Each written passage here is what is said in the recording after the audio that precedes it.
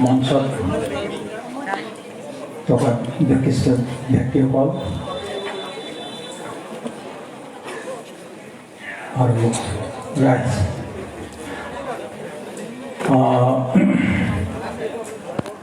মোৰ আপোনালোকক উত্তেজিত কৰিব পৰা ভাষণ, তেনেকুৱা ভাষণ মই সেইকাৰণে মোৰ অভ্যাস নাই ভাষণ দিয়াৰ। আৰু কোনোবাই যদি তেনেধৰণৰ ভাষণ দি থাকে, মোৰ এনেকুৱা লাগে মই যদি তেনেকৈ ভাষণ দিব পাৰিলোহেঁতেন কিমান ভাল লাগিলে। যি কি নহওক, মই আপোনালোকে জানেই মই চিত্ৰ নিৰ্মাতা, এজন কথাছবি পৰিচালক, আৰু সাধাৰণতে তেনেধৰণে সমাজখনে বা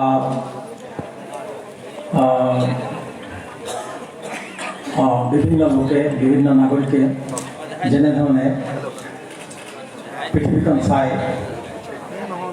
এজন চিত্ৰ নিৰ্মাতা হিচাপে মোৰ সেই দৃষ্টিকোণটো অলপ সুকীয়া এইকাৰণে যে মই সদায় এই এনে এটা দিশত মই ভাবোঁ যে সমাজখনক বা মোৰ অঞ্চলটোক বা মোৰ অসমখনক বা মোৰ ভাৰতবৰ্ষখনক কি প্ৰয়োজন, আৰু সেইটো দিশত মই প্ৰায় ভাবোঁ। কেৱল মই বুলিয়ে নহয়, যিবিলাক সৃষ্টিশীল দিশত আছে তেওঁলোকে প্ৰধানকৈ সেই তেনেধৰণেই ভাবে।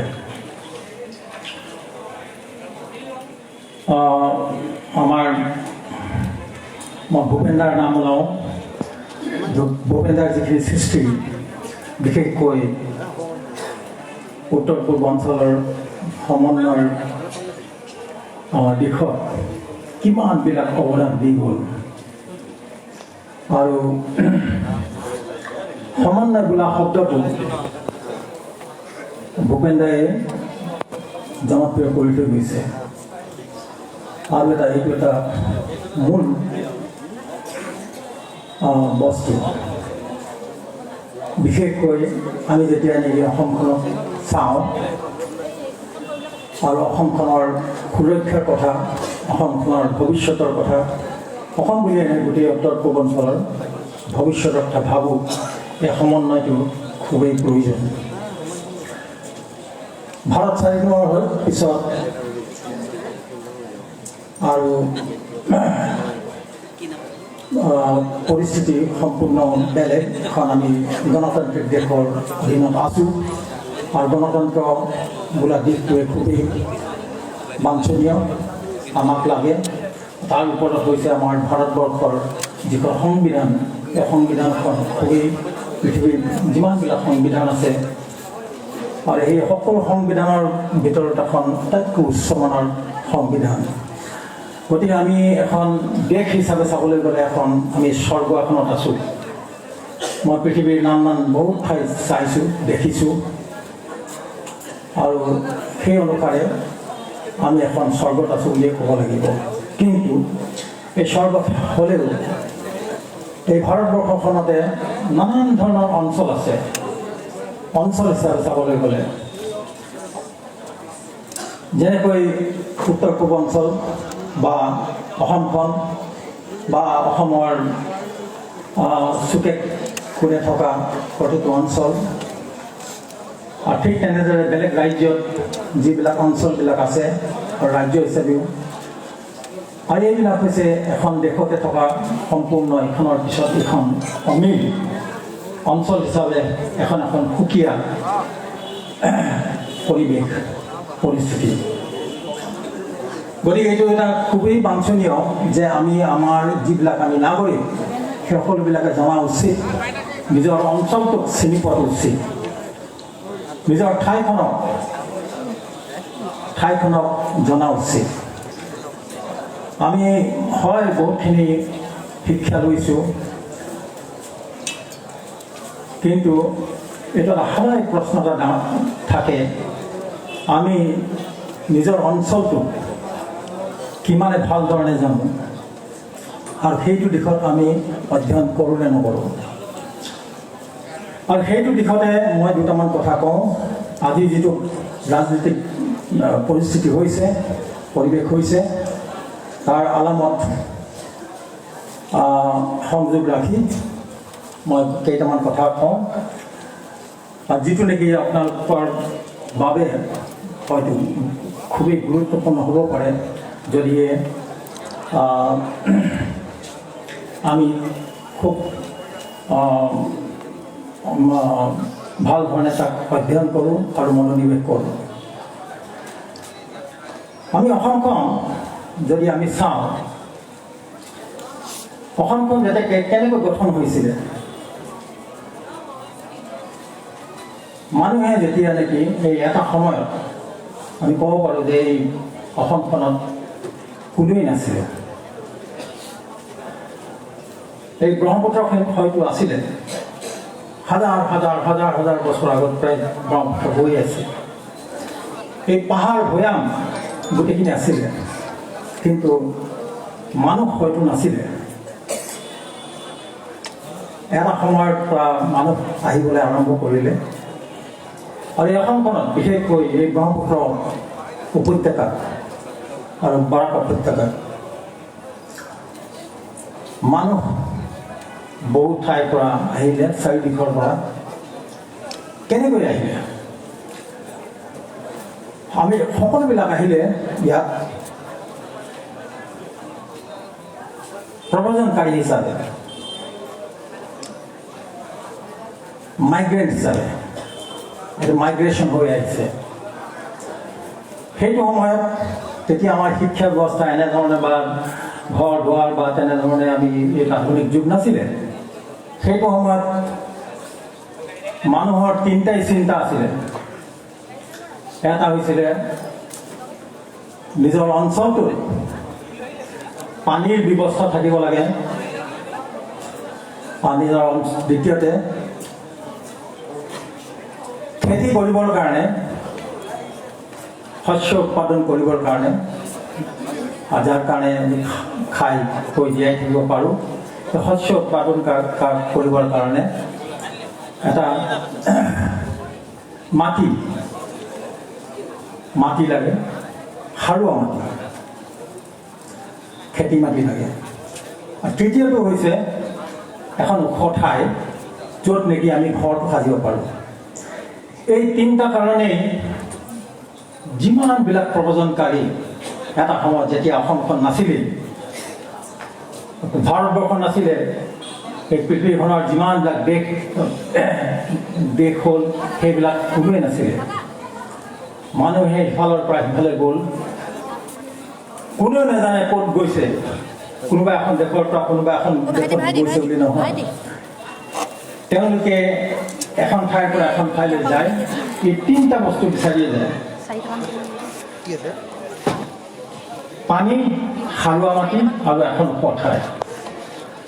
ঠিক তেনেদৰে সেই তিনিটা বস্তু বিচাৰিয়ে এই ব্ৰহ্মপুত্ৰ উপত্যকালৈ আহিলে বহু মানুহ। আৰু সেয়ে হৈছে আমি যিখন অসম বুলি কওঁ,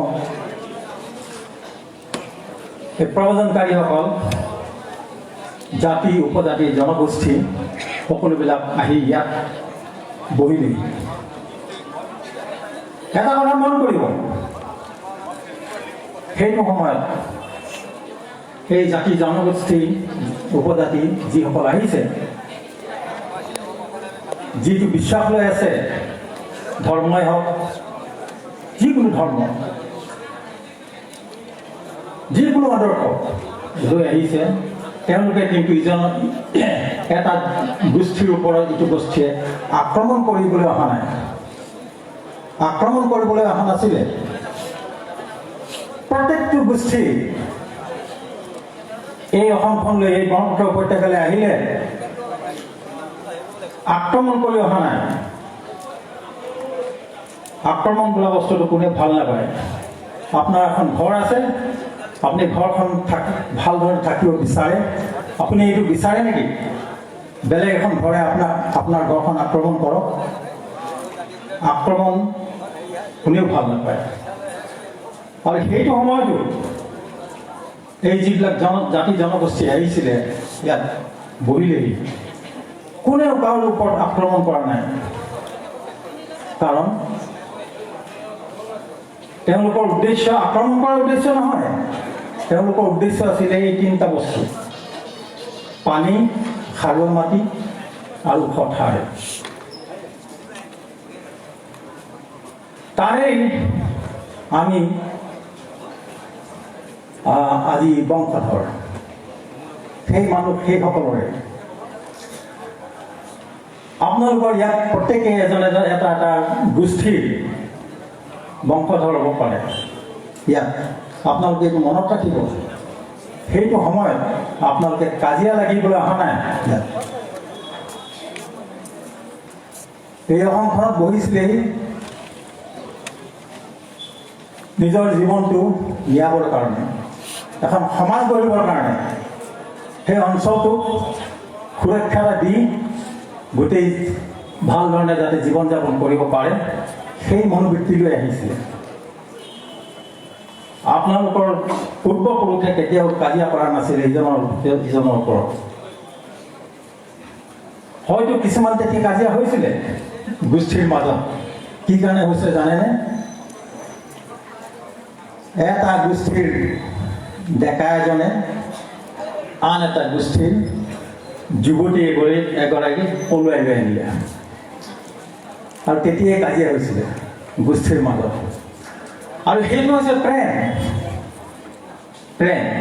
আৰু প্ৰেম বোলা বস্তুটো, ভাল পোৱা বোলা বস্তুটো, সেইটো হৈছে এখন সমাজৰ প্ৰথম গুণ। আমি ইজনে ইজনক একেলগে থাকিবলৈ হ'লে আমি ভাল পোৱাটো প্ৰথম বস্তু, প্ৰথম গুণ। এইটো আমি ইজনে ইজনক ভাল পাব লাগিব। নানান ধৰণে প্ৰেম হ'ব পাৰে, মানৱীয়তা হ'ব পাৰে, কিন্তু ভাল পোৱাটো থাকিবই লাগিব। গতিকে মই আপোনালোকক সোঁৱৰাই দিব খোজোঁ যে আপোনালোক একোজন গতিকে এই গোষ্ঠীবিলাকৰ আজি সতি সন্ততি আপোনালোকে কেতিয়াও আপোনালোকৰ পূৰ্বপুৰুষে কেতিয়াও কাজিয়া লগাৰ আদৰ্শ দি থৈ যোৱা নাই। আপোনালোকে একেলগে থকাৰ আদৰ্শ দি থৈ গৈছে। আৰু যেতিয়াই নেকি এই অসমখন লৈ, আৰু সেইখনেই আছিলে অসম, সকলো একগোট হৈ পানী বটলটো লওঁ দেই।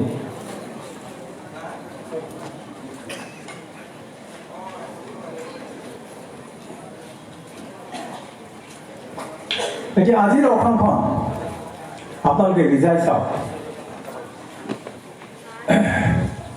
মই আগতে ক'লোঁ যে প্ৰবঞ্চন যেতিয়া হয় নহয়, সেইটো মানৱীয়তাৰ দিশ। সেই মানৱীয়তা তেওঁলোকে আক্ৰমণ কৰিবলৈ নাহে। কিন্তু যেতিয়া নেকি পৃথিৱীখন আৰু আগবাঢ়িলে, তেতিয়া কিছুমানে এই পৃথিৱীৰে কিছু অংগৰ পৰা আক্ৰমণ আৰম্ভ হ'ল। এটা গোষ্ঠীয়ে এইটো আন এটা গোষ্ঠীৰ, এখন ৰাজ্যই আন এখন ৰাজ্যৰ ওপৰত, এখন দেশে আন এখন দেশৰ ওপৰত, এজন সম্ৰাটে আন এজন সম্ৰাটৰ ওপৰত তেনেকৈ আক্ৰমণ কৰিবলৈ আৰম্ভ কৰিলে। আৰু সেই আক্ৰমণ জনতাই, প্ৰজাই, তাৰমানে মানুহে কেতিয়াও ভাল নাপায়। আক্ৰমণ কি কাৰণে হয়? আক্ৰমণ হ'লে এজন ৰজাই তেওঁৰ মনত খেলাই সেইখন ৰাজ্যখন, ওচৰত থকা দেশখন বা ৰাজ্যখন মূল কবললৈ আনিব লাগে। সেই তেওঁৰ মনত খেলোৱা এটা সিদ্ধান্ত। প্ৰজাই কিন্তু সেইবিলাক নাভাবে। প্ৰজাই সদায় একেলগে থকাৰ চিন্তাই কৰে। কিন্তু সেই প্ৰজাক তেওঁলোকে কৰে কি? এই ৰজাবিলাকে কৰিছিলে কি? তেওঁ এই প্ৰজাবিলাকক, যি নেকি সদায় শান্তি বিচাৰে, সেই প্ৰজাবিলাকক সৈন্য সমান্ত কৰি আনখন দেশত গৈ আক্ৰমণ চলায়।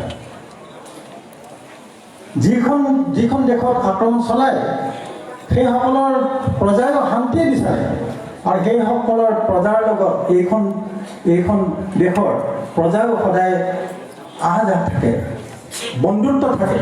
কিন্তু ৰজাই ভাবে যে এইখন ৰাজ্য মোৰ কবললৈ আহিব লাগিব।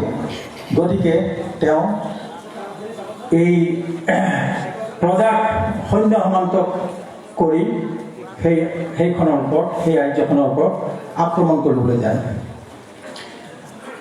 গতিকে মই এইটোৱে ক'ব খুজিছোঁ আপোনালোকক যে আক্ৰমণ বোলা বস্তুটো কোনো প্ৰজাই ভাল নাপায়। আপুনি যিটো শত্ৰু বুলি কয়, সেই শত্ৰুৰ প্ৰজাইও ভাল নাপায়। কিন্তু যিজনে নেতৃত্ব দিয়ে, এই যিকোনো প্ৰজাৰ যি নেতৃত্ব দিয়ে, সেই নেতৃত্বৰ মনত এইবিলাক ভাৱ আৰম্ভ হয়। সেইবিলাক সিদ্ধান্ত নেতৃত্বৰ সিদ্ধান্ত। উদাহৰণস্বৰূপে এই অসমখন, মই যিখন অসমৰ কথা কৈছিলোঁ আপোনালোকে, যে সকলোৱে শান্তি বিচাৰি ইয়াতে আহিলে, এইখন ব্ৰহ্মপুত্ৰ উপত্যকালৈ আহিলে, এটা জাতি সৃষ্টি কৰিলে। নানান ধৰণৰ যিমানবিলাক জাতি জনগোষ্ঠী আপুনি ক'ব বিচাৰে, অসমৰ ইমূৰৰ পৰা সিমূৰলৈকে, শদিয়াৰ পৰা ধুবুৰীলৈকে, সেই সকলোবিলাক লগ লাগি এটা জাতি হ'ল। এই জাতিটো কি কাৰণে হ'ল? কাৰণ আৰু একেলগ হ'ল। আৰু একেলগ হোৱাৰ প্ৰধান কাৰণটোৱেই হৈছিলে যে এই জাতিটোক, এই অঞ্চলটোক সুৰক্ষা দিয়ে। আৰু যেতিয়া নেকি এই চিন্তা চৰ্চাবিলাক আৰম্ভ হ'ল, আমাৰ যিবিলাক ৰজাসকল গৈ হ'ল, তেওঁলোকে চিন্তা চৰ্চা কৰি এই অঞ্চলটোক সুৰক্ষা দিয়াৰ যেতিয়া চিন্তা কৰিলে, তেতিয়াই এই একেলগ হোৱাৰ এটা প্ৰক্ৰিয়া আৰম্ভ হ'ল। এইটো এইকাৰণেই বিশেষকৈ যে যেতিয়া নেকি আক্ৰমণ, এই অসমখন আক্ৰমণৰ বলি হোৱাৰ ভাবুকি যেতিয়া আৰম্ভ হ'ল, এই অসমখনৰ ওপৰত বহুতখিনি আক্ৰমণ হ'ল। মই নামবিলাক ক'বলৈ নাযাওঁ এতিয়া, আপোনালোকে সকলোৱে জানে এই অসমখনক কিমানে আক্ৰমণ কৰিছিলে। কিন্তু তাকো ক'ব লাগিব, যিসকলে আক্ৰমণ কৰিছিলে, যিসকল সৈন্য সমান্ত আহিছিলে তেওঁলোকৰ লগত, বহু সৈন্য সমান্ত ইয়াত থাকি গ'ল। এই অসমখনে সেই বহু সৈন্য সমান্তকো আশ্ৰয় দিলে পিছত। কাৰণ তেওঁলোক মানৱীয়তা দিশৰ পৰা চাবলৈ গ'লে নহয়, তেওঁলোকৰ গাত একো দুখ নাথাকে। শত্ৰু হয় মাত্ৰ সেই ৰজাজন, যিজনে এই অসমখন আক্ৰমণ কৰিবলৈ সিদ্ধান্ত লৈছিলে, আৰু সেই হিচাপে তেওঁলোক আহিছিলে। কিন্তু সাধাৰণ ব্যক্তি, সাধাৰণ প্ৰজা, যিসকল নেকি সৈন্য সমান্ত আহি আক্ৰমণ কৰিবলৈ বাধ্যত পৰিছিলে, তেওঁলোকৰ গাত দুখ নাছিলে। আমি তেনেধৰণে চাব লাগিব, মানৱীয়তাৰ দিশত তেনেধৰণে চাব লাগিব সেই সকলোবিলাক। আৰু এই অসমখনে তেনেধৰণে আজিলৈকে যিমান বছৰ আগৰ পৰা সকলোকে আঁকোৱালি ল'লে। আৰু যিসকলে ইয়াতে থাকিবলৈ ল'লে, বহু যুগৰ পৰা এতিয়ালৈকে থাকিবলৈ ল'লে, এই অসমখনে সকলোকে আঁকোৱালি ল'লে। তাৰপিছতে আহিলে এখন আধুনিক দেশ আহিলে। আধুনিক দেশ বোলোতে আমি সীমা ঠিক ঠাক কৰিলোঁ। এইটো সীমাৰ পৰা এখন দেশ, আৰু এইটো সীমাৰ পৰা আমাৰ দেশ। নানান ধৰণৰ নিয়ম, আমি আইন, দেশৰ সংবিধান তৈয়াৰ কৰিলোঁ ভালদৰে থাকিব বিচাৰে থাকিবলৈ। আৰু সেই সংবিধানখন আমি মানি চলিব লাগে। আৰু সেই দেশখনৰ আইন মানি চলিব লাগে। আৰু সেই অঞ্চলটোৰ সুৰক্ষাৰ ক্ষেত্ৰত আমি যিমান ধৰণৰ চিন্তা চৰ্চা কৰিব লাগে, সেইবিলাক চিন্তা চৰ্চা কৰিব লাগিব। আৰু এটা প্ৰক্ৰিয়া এইটো কেতিয়াও শেষ নহয়। সকলো দিশতে আমি সকলো সময়তে চিন্তা চৰ্চা কৰিব লাগিব। এতিয়া আচল কথালৈ আহোঁ যে আজি অসমখনৰ কি সমস্যা। আজি মই বহলাই ক'বলৈ নাযাওঁ, সকলোৱে জানে আজি কি সমস্যা হ'ল। আজি এটা আন্দোলন হৈ গ'ল, তাত আপোনালোক সকলোৱে যোগদান দিলে। আৰু এইটো এটা এইটো এটা খুবেই প্ৰয়োজন। কিন্তু বহুতে ভাবিব পাৰে এই আন্দোলনৰ কোনো মূল্য নাই বুলি। কিন্তু আপোনালোকে জানে এই আন্দোলনটোৰ মূল্য আছে আৰু এইটো যিটো ব্যৱস্থা কৰিব খুজিছে সেইটো আমি অসমলৈ দিব নোৱাৰোঁ। কাৰণ আপোনালোকে অসমখনত থাকি এই অঞ্চলটোত থাকি অঞ্চলটোত যিবিলাক যেনেধৰণে যিটো সুৰক্ষা ব্যৱস্থা থাকিব লাগে সেইটো তাত ব্যাঘাত জন্মিব। সেইটো যদি কৰিবলৈ যাওঁ, গতিকে আমি এইটো হ'বলৈ দিব নোৱাৰোঁ। আজি অসমখন আপোনালোকে ৰিজাই চাওক, পৃথিৱীৰ অন্যান্য ঠাইৰ লগত অসমখনত মৰুভূমি আছে নেকি? আছে নেকি? নাই। মৰুভূমিত তাৰমানে ধান খেতি কৰিব পাৰিব নোৱাৰে। আজি অসমখনত কি আছে? ব্ৰহ্মপুত্ৰ নৈখন আছে, যিখন নৈ নেকি পৃথিৱীৰ সকলোবিলাক নদী যদি শুকাই যায় ব্ৰহ্মপুত্ৰ নৈত পানী থাকিবই। আৰু অসমখনৰ মাটি কেনেকুৱা মাটি? এইখনেই ঠাই য'ত নেকি আপুনি গুটি এটা পিছলৈ নোচোৱাকৈ দলিয়াই দিয়ক, য'ত পৰিলে তালৈ ঘূৰি চাব নালাগে। এবছৰ বা 5 বছৰ পিছত আহি চাওঁকি এই ডাঙৰ পুলি হৈ গ'ল, ডাঙৰ গছ হৈ গ'ল। ইমান সাৰুৱা মাটি পৃথিৱীত ক'তো নাই। মই গোটেই পৃথিৱী ঘূৰিছোঁ, কিন্তু নহ'লে ক'ব পাৰোঁ এনেকুৱা সাৰুৱা মাটি পৃথিৱীত নাপায়। ইয়াত ঠিক তেনেদৰে ওখ ঠাইও আছে য'ত নেকি আমি ধুনীয়াকৈ বসবাস কৰি থাকিব পাৰোঁ। এতিয়া কথাটো হৈছে কি, এটা বেছিক কথালৈ আহক, সাধাৰণ কথালৈ আহক। আপুনি যিমানেই যি নকৰক লাগে, আজি বোলে কোটিপতি হৈছে, আজিকালিতো কোটি বুলিলে একোৱেই নহয় ন, বোলে হাজাৰ হাজাৰ কোটি মালিক হৈছে, আজি সা সম্পত্তিৰ বোলে মালিক হৈছে, আজি বোলে পৃথিৱীৰ সকলো ঠাইতে আপোনাৰ এটা এটা ঘৰ কৰি লৈছে। এই পৃথিৱীত এখন চহৰ নাই য'ত নেকি আপোনাৰ ঘৰ এটা নাই বোলে, তেনেকুৱা কৰি লৈছে। কিন্তু যেতিয়া গধূলি হোৱাৰ লগে লগে বা সাৰ পোৱাৰ লগে লগে কিবা এটা খাব লাগিব, নহ'লেতো আপুনি থাকিব নোৱাৰে। যিটো নেকি ব্ৰেকফাষ্ট বুলি কওঁ, ৰাতিপুৱা জলপান বুলি কওঁ, জলপানটো খাব লাগিব। তাৰপিছত অলপ পিছত হ'ল দিনৰ আহাৰটো আহিলে, আহাৰটোতো খাবই লাগিব। তাৰপিছত আহিলে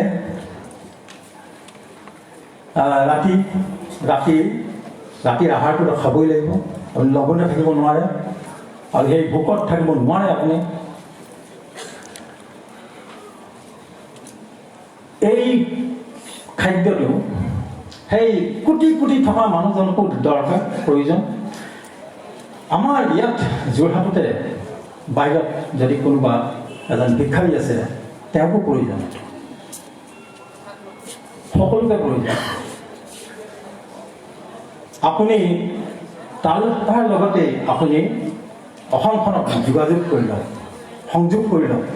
এই অসমখনে দিব পাৰে, সেই খাদ্যটো দিব পাৰে। তেনেকুৱা এখন সেইকাৰণে কোৱা যায় এখন সোণৰ অসম। আপুনি বাচি থাকিব, অসমখন বাচি থাকিবলৈ এই অসমখনে সকলোবিলাক দিছে। সাৰুৱা মাটি দিছে, পানীখিনি দিছে, ওখ ঠাই দিছে। আপুনি মাত্ৰ খেতিখিনি কৰক, নিজৰ খাদ্যটো ঠিক কৰক, আপুনি বাচি থাকিব। এতিয়া আহিলে বাকী আপুনি কি কৰিব খোজে। যে আপুনি ধনী হ'ব খোজে, কাম কৰিব খোজে, উপাৰ্জন কৰিব খোজে, আজিৰ দিনত অৰ্থনীতি বোলা বস্তুটো আটাইতকৈ উচ্চ প্ৰথম বিষয়। এই অসমখন ইমানেই ধনী আপোনালোকে যেতিয়া নেকি যে চালি জাৰি চাই তেতিয়াহে গম পোৱা যায়। অসমখনৰ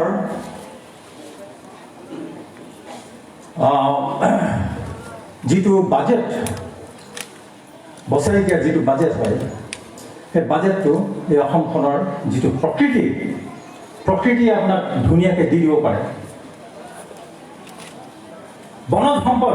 বনজ সম্পদবিলাক এনেধৰণৰ মূল্য এই পৃথিৱীখনৰ, আপুনি যদি সেই বনজ সম্পদেই যদি দিয়ে, এটা ইণ্ডাষ্ট্ৰী হিচাপে কৰি লয় ধুনীয়াকৈ ভাল ধৰণে গোটেই অসমখনে লাগি যুটি, সেই বনজ সম্পদৰ ওপৰতে অসমৰ গোটেই ৰাজ্যখনৰ বাজেট আহি যাব। অসমখন কিমান চহকী। এতিয়া যদি ধৰি লওক চেগুন কাঠ হওক বা যিকোনো কাঠ, এটা মূল্যৱান কাঠ, সেই কাঠৰ ওপৰতে আপুনি অসমখন বচাই ৰাখিব পাৰে। মাথো এটাই কাম কৰিব লাগে, সেই যেতিয়া নেকি গছজোপা খুব ডাঙৰ হৈ গৈ, তাতকৈ আৰু ডাঙৰ হ'ব নোৱাৰে, মেচিয়ৰ হৈ গ'ল, 50-60 বছৰ হৈ গ'ল বোলে, সেইটো নমস্কাৰ এটা জনাই ধন্যবাদ দি, প্ৰকৃতিক ধন্যবাদ দি গছজোপা আপুনি ব্যৱহাৰ কৰিলে, আৰু সেইটো কৰাৰ আগতে আপুনি সেই গছজোপাৰ 10টা পুলি আকৌ ৰুলে, যে অসমখন সদায় চহকী হৈ থাকক। 10টা পুলি ৰুলে আৰু প্ৰকৃতিক বোলে মই ক্ষমা কৰিব, মোক প্ৰয়োজন হৈছে, গছজোপা কাটি আপুনি এই কাঠ বিক্ৰী কৰি আপোনাৰ অসমখনক বচাব পাৰে। অসমখন ইমান চহকী। মোৰ ফালৰ পৰা মই এইটোৱে কওঁ যে অসমখনক ধ্বংস নকৰাকৈ আপুনি আটাইতকৈ চহকী ৰাজ্য হৈ থাকিব পাৰে। ইয়াত তেল খাপ ওলালে, কয়লা ওলালে, লাগে আমাক উদ্যোগ লাগে, তেলো লাগে, কয়লাও লাগে, কিন্তু এইটোতো আমি কৰিব পাৰোঁ যে আমাক সকলো ধৰণৰ উদ্যোগ লাগে, কিন্তু এই অসমখনক ধ্বংস কৰি প্ৰতিষ্ঠা কৰা উদ্যোগ নালাগে। হাবি এখন ধ্বংস কৰি বোলে তাত কয়লাখনি উলিয়াম, সেইটো নালাগে। তেনেকুৱা কোৱাৰ আপোনাৰ চৰ্ত এটা আছে, তেনেকুৱা এটা শক্তি আছে, সেই শক্তিটো প্ৰয়োগ কৰক। অসমখনক চিনি পাওঁ, অসমখন যে কিমান শক্তি। এই আপোনালোকে যে সকলো অসমৰ সন্তান, মই ক'লো নহয়, যিমানবিলাক জাতি জনগোষ্ঠী আহিছিলে আপোনালোক হৈছে তেওঁলোকৰ সতি সন্তান।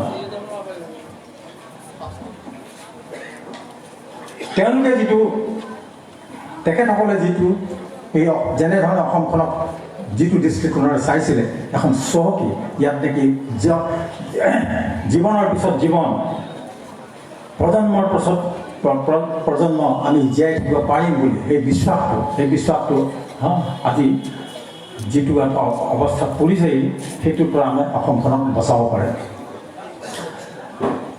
এইকেইটা কথা আজিৰ যিটো ৰাজনীতিৰ মানে পৰিৱেশ হৈছে, তাৰ লগত নিমিলে, কিন্তু এইটো খুব প্ৰয়োজন মোৰ বোধেৰে। মই আগতেও কৈছোঁ, মই চিত্ৰ নিৰ্মাতা, মই ৰাজনীতিবিদ নহয়। সকলোৱে ভাল পাইছে মই ৰাইজৰ দলৰ লগত জড়িত হৈছোঁ বুলি, কিন্তু মই MLA মিনিষ্টাৰ হ'বলৈ নহয়, সেইবিলাক কৰিবলৈ অহা নাই। মই ৰাজনীতিবিদ আজি যদি মই সকলোৱে কয় যে আপোনাক আমুক কৰি নিমন্ত্ৰণ কৰিছোঁ, আমুক কৰি তামুক কৰি বোলে আহক, ৰাইজে বিচাৰিছে বুলি কয়, ৰাইজে বিচাৰিছে বুলি ক'লে ভাল লাগে। কিন্তু যদি মই ননি ক'ব পাৰোঁ, আজি যোৰহাটতেই যদি মই MLA উঠি দিওঁ, খুব বেছি 1000টা ভোট পাম, তাতকৈ বেছি নাপাওঁ। এই ৰাজনীতি ফিল্ডখনেই হৈছে বেলেগ। কিন্তু এটা কথা যে এই অঞ্চলটো, এই অসমখনো চলাব কোনে? এই ৰাজনীতিবিদসকলেই চলাব লাগিব। গতিকে আমাৰ সকলোৰে কৰ্তব্য যে যি প্ৰতিনিধি হ'ব আপোনালোকৰ, সেই প্ৰতিনিধি যেন ভাল প্ৰতিনিধি হ'ব লাগে। যি প্ৰতিনিধি হ'ব তেওঁৰ মগজত এই অসমৰ চিন্তা, অসমৰ সুৰক্ষাৰ চিন্তা, অসমৰ ভৱিষ্যতৰ চিন্তা, অসমীয়া জাতি খিলঞ্জীয়া জাতিটোৰ ভৱিষ্যতৰ চিন্তা থাকিব লাগিব। আৰু তেওঁলোকৰ মনত যদি এইটো থাকে যে মই কাইলৈ MLA হৈ বা মিনিষ্টাৰ হৈ মই বেংগলোৰত বোলা ঘৰ কৰিব পাৰিম, বোলে দিল্লীত মই আমুকটো কৰিব পাৰিম, তামুকটো কৰিব পাৰিম, ল'ৰা ছোৱালীক বোলে আমেৰিকালৈ পঠিয়াব পাৰিম, এই তেনেধৰণৰ যে চিন্তা থাকে আমাৰ জাতিটো কেতিয়াও নহয়। সেইটো আপোনালোকে চিনি পাব লাগিব কোন ভাল প্ৰতিনিধি হ'ব। সেইটো আপোনালোক নিজক কেতিয়াও সেৱ জ্ঞান নকৰিব। আপোনালোকে জানে, আপোনালোকে ভুগিছে, আপোনালোকৰ অন্তৰত লাগিছে, আপোনাৰ দুখ দুৰ্গতি আপোনালোকে জানে, আপোনালোকে সেইধৰণে বুজিব। কিন্তু কথাটো হৈছে কি, বহু ক্ষেত্ৰত আমি এইবিলাক পাহৰি যাওঁ, সেই গুণবিলাক পাহৰি যাওঁ, বাছ বিচাৰ কৰা গুণবিলাক যে আমাৰ আছে সেইবিলাক পাহৰি যাওঁ। ফলত এইবিলাক হ'বলৈ সুবিধা পায়, আপোনালোকক বস কৰিবলৈ সুবিধা পায়। দুটকীয়া চাউল দি আপোনালোকৰ ভোটটো লৈ যাব। ল'ৰা ছোৱালী বোলে কাৰোবাৰ বিয়া হ'ল, তাত বোলে 30,000 টকা দি থৈ হ'ল আপোনাৰ গোটেই গাঁও এখনত বোলে কিবা গাঁওবিলাকে দি থৈ গ'ল, অলপ টকা পইচা বিলাক বোলে গোটেই গাঁওখন দিলে ভোট তেওঁ। আপোনালোকে যদি নিজে নিজকে বিক্ৰী হ'বলৈ যদি সেইবিলাক যদি সিদ্ধান্ত লয়, তেতিয়াহ'লে নহ'ব। তেতিয়ালৈকে আপোনালোকে মই কৈ দিওঁ, নহদি ক'ব পাৰোঁ অসমখনক বচাব নোৱাৰে, হাজাৰবাৰ কম। সেইটো যদি মনোবৃত্তি যদি থাকে, সেইটো ত্যাগ নহয়, আপোনাৰ কৰ্তব্য, প্ৰত্যেকৰে কৰ্তব্য নিজৰ প্ৰতিনিধিজন ভাল ধৰণে এজন প্ৰকৃত প্ৰতিনিধি বাছ বিচাৰ কৰিব পৰাকৈ, সেইটো আপোনালোকৰ কৰ্তব্য। আৰু সেই কৰ্তব্য যেতিয়াই পাহৰিব, তেতিয়াই অসম ধ্বংস বুলি ভাবিব। এতিয়া জাষ্ট সৰু কথা এটা কৈ মই আপোনালোকৰ বিদায় লওঁ, সামৰিম। সেইটো হৈছে কি যে এটা সংকল্প লওক আপোনালোকে। এতিয়া সংকল্প লওক যে আগতে মই ক'লোঁ পানী মাটি সাৰুৱা মাটি অসমখনত ভৰি আছে। ঠিক তেনেদৰে মই মাত্ৰ এইটো এটা উদাহৰণ দিছোঁ, ভৱিষ্যতৰ কাৰণে উদাহৰণ দিছোঁ যে আপোনালোকে অসমখনক কৃষি প্ৰধান ৰাজ্য বুলি ভাবি লওক, ধৰি লওক আপোনাৰ এই যুক্তি আছে। ক'লো নহয়, গুটি এটা দিলে গছজোপা ওলাই যায়। এই অসমখনক কৃষি প্ৰধান দেশ হিচাপে চাওক। আৰু দ্বিতীয়তে আজিৰ যুগটো হৈছে গোটেই পৃথিৱীখন মানে এই যিবিলাক নেকি কেমিকেল ব্যৱহাৰ কৰে নহয়, আমাৰ নানান ধৰণৰ শস্যবিলাক মই প্ৰদূষণ হৈছে, মানে বেয়া হৈছে।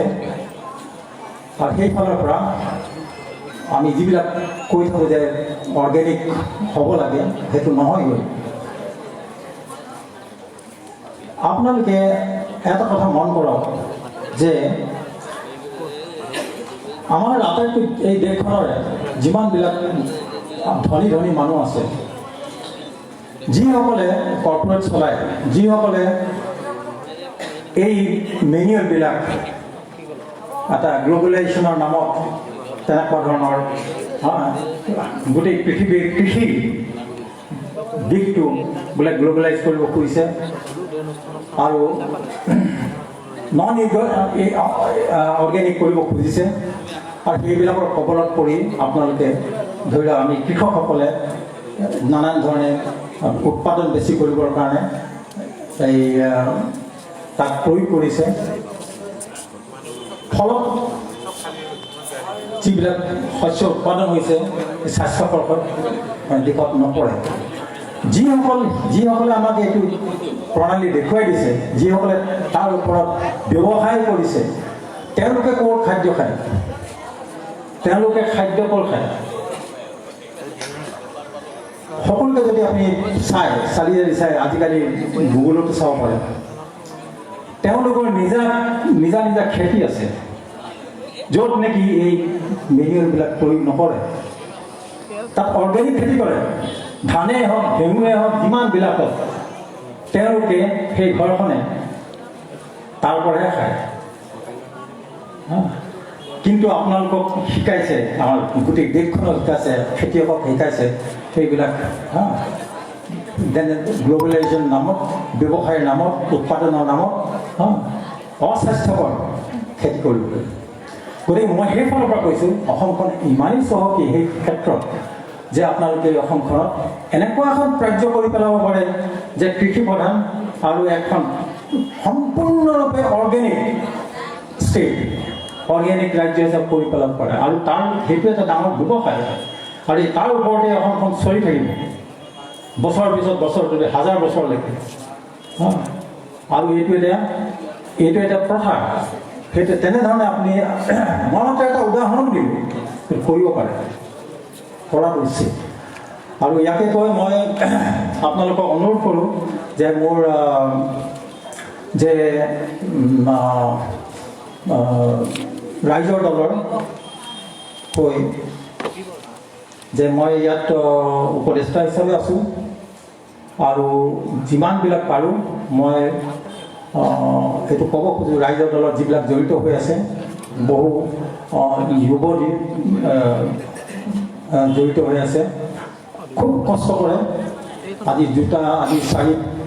চাৰিটা মাহতে বহুবিলাকক লগ পালোঁ ইমানেই কষ্ট কৰে খুবেই কষ্ট কৰে আৰু মই সদায় এইটোৱে কওঁ যে এই কষ্ট অসাধ্য একো নাই সফল হ'বই কিন্তু এটা কথা এইটো মনত ৰাখিব লাগিব ভুকুতে কিন্তু ফল নপকে সময় লাগিব এই অসমখনক বচাবলৈ সময় লাগে আৰু ভাল এখন সুন্দৰ অসম গঢ়িবলৈ অলপ সময় লাগিব আৰু তাৰ কাৰণে ধৈৰ্য লাগিব আৰু সেই অনুসাৰে আমি কষ্ট কৰি আগবাঢ়িব পাৰিব লাগিব এইটো এটা সংকল্প সকলোৰে সংকল্প অসমৰ ৰাইজৰ সংকল্প হ'ব লাগে আৰু ইয়াকে কৈ মই অশেষ শুভেচ্ছা আপোনালোকে য'তে য'ৰ পৰাই নাহক লাগে আপোনাৰ প্ৰত্যেকৰে এটা কৰ্তব্য আছে যে এইটো প্ৰচাৰ কৰিব ৰাইজৰ দলক প্ৰচাৰ কৰক আৰু আপোনালোকৰ সকলোৰে এটা কৰ্তব্য আছে সেই কৰ্তব্যবিলাক বুজক আৰু এই আশাৰে মই সামৰিছোঁ ধন্যবাদ বহুত বহুত ধন্যবাদ